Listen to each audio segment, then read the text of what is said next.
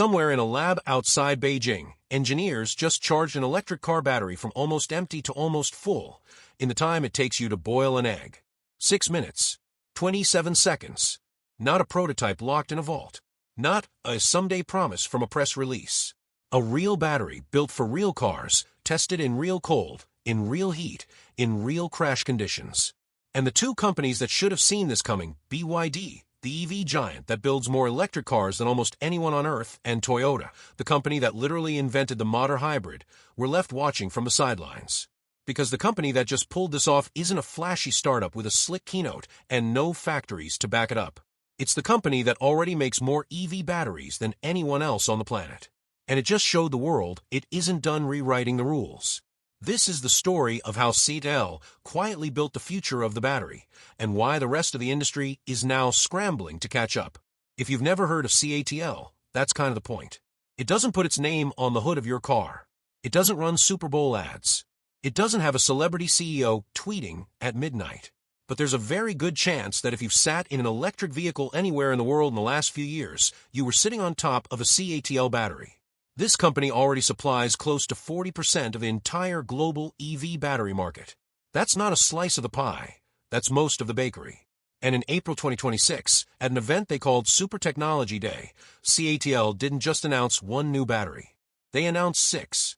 6 separate breakthroughs, unveiled back-to-back, each one aimed at a different weakness the entire EV industry has been quietly struggling with for years. Range anxiety, charging speed, cold weather failure, cost, safety, infrastructure. One by one, CATL stood on stage and checked every box. But to understand why this moment matters so much, why it left BYD and Toyota stunned instead of celebrating alongside them, you have to understand the problem CATL was actually trying to solve. Because it's not the problem most people think. Section 1. The problem nobody wanted to admit. For over a decade, the entire electric vehicle industry has been chasing one number, range. How far can the car go on a single charge? 500 kilometers. Then 600. Then 1,000. But somewhere along the way, engineers ran into an uncomfortable truth. The lithium iron phosphate battery, the safe, cheap, reliable battery that powers a huge chunk of the world's EVs, was running out of room to grow. CATL's own chief scientist admitted it publicly. This chemistry, he said, was approaching its theoretical energy density limit. In plain English, you can only cram so much power into that battery formula before you hit a wall that basic physics won't let you break through. That's a terrifying sentence for a battery company to say out loud. It's basically admitting that the tool you've built your entire empire on has a ceiling. So what do you do when the ingredient you're famous for can't get any better? You stop trying to make the same cake taste better. And you start baking 5 different cakes at once. That decision, quiet, unglamorous, made in boardrooms years before anyone saw a headline, is the real reason this breakthrough exists. And it's the first clue that something much bigger was happening behind the scenes. But that's only half the story. Section 2. The 6-minute charge that changed the conversation. Let's start with the number that's going to be all over headlines. 6 minutes and 27 seconds. That's how long it takes CATL's third-generation Xinjiang battery to go from 10% charge to 98%. Not a lab demo under perfect conditions. A battery designed to be built at scale in factories for cars people will actually drive to work in. To put that in perspective, that's faster than most people spend waiting in line for coffee.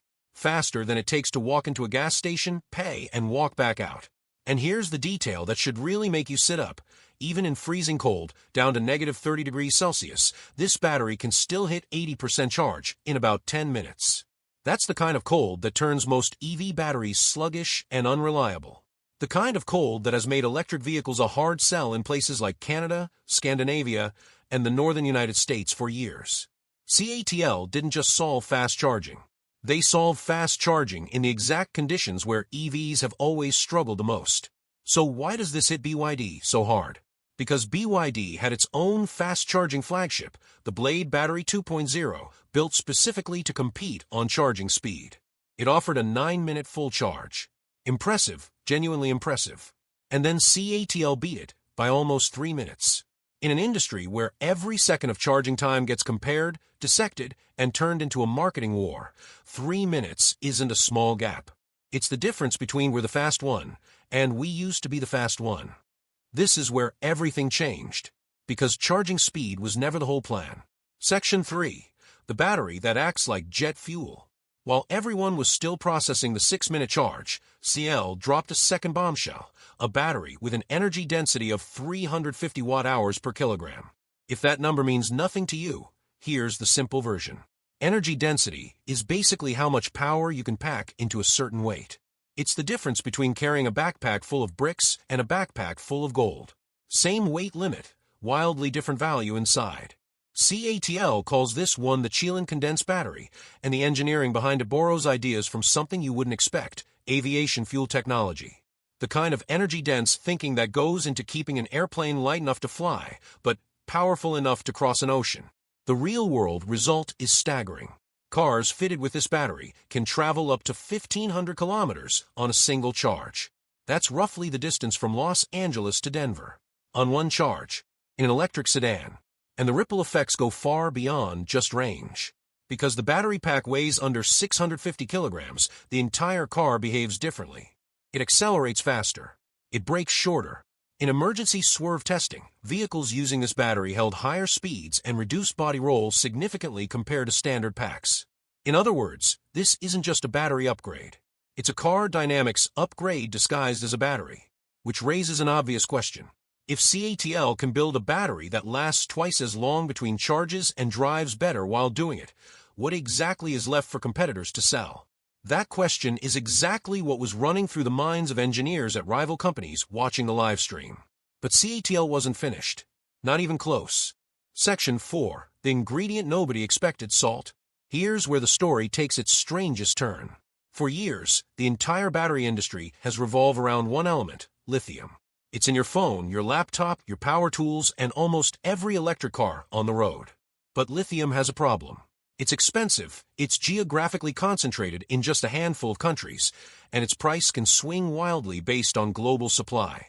So CATL asked a question that sounds almost too simple. What if we didn't need lithium at all?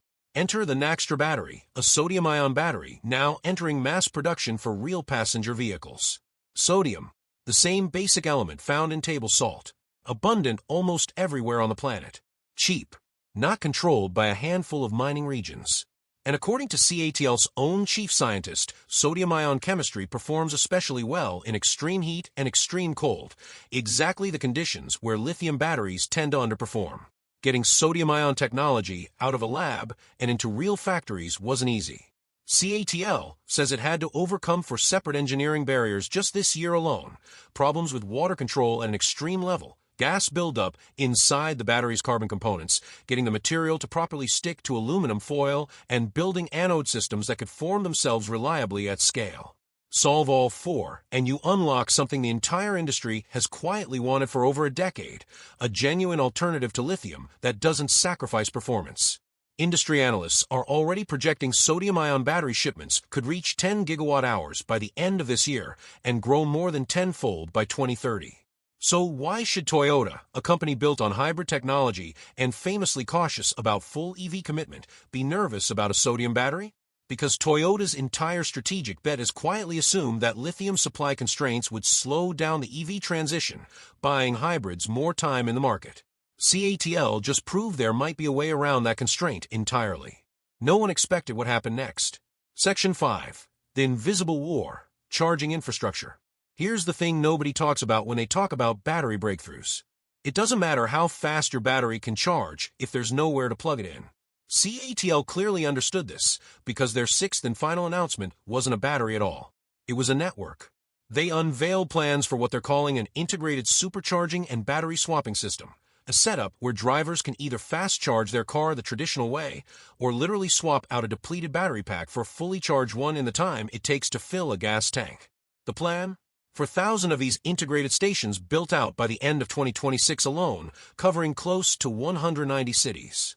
And CATL isn't stopping there. The longer-term goal is over 100,000 shared energy stations by 2028.